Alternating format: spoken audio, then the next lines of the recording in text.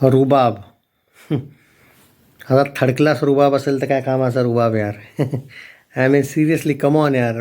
निघा त्या सैराटच्या बाहेर निघा आता. बस झालं ती ग्रामीण लव्ह स्टोरी.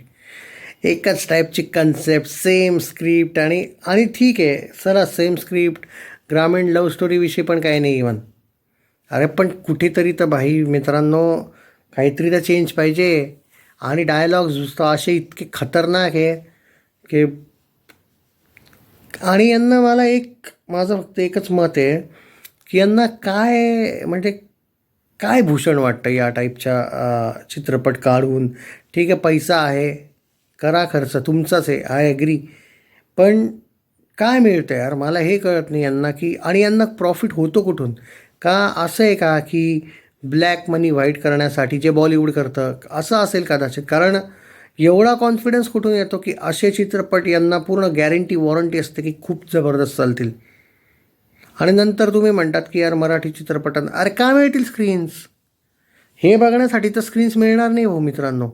आय ॲग्री की मराठी चित्रपट आजकाल चांगले पण निघतात. उदाहरण आजच इतके क्लॅश झालेत की काही हे नाही आहे. आणि अशा चित्रपटांचे प्रीमियर्स. मित्रांनो, या चित्रपटाला मी 5/0 रेटिंग देईल. मला काहीच याविषयी नाही एक्सपेक्ट. आणि मी सिरियसली सांगतो या चित्रपटाविषयी काही चर्चा करण्यासारखं नाहीच आहे.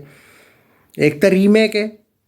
Somehow I must say that की आता तुम्ही बघा तो चित्रपट, तुम्हाला रिअलाईज होईल आहे का नाही. आणि ना आणि हां, बाय द वे एवढंही सांगायला जातं ना, सैराटचा नाही मित्रांनो रिमेक. रिमेक आहे पण आता कसला आहे काय आहे, RX-100 वगैरे. बघा यार तुम्ही चित्रपट, तुम्ही बघा फक्त आणि तुम्ही त्यानंतर रिअलाईज व्हाल की मी काही चुकीचं नव्हतं बोलत आणि नाही मी हार्श आहे काही. म्हणजे मला एक सेकंडसाठी असं पण वाटलेलं की यार खूप हार्श आहे मी, की 0.5 तरी द्यायला पाहिजे. कारण पैसे लावले त्यांनी अशा चित्रपटावर. पैशासाठी तरी बाबा 5/0 रेटिंग नको द्यायला.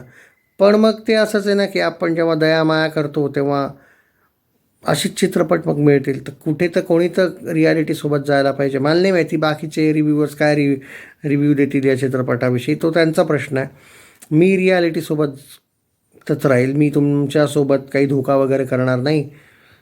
Skip the movie.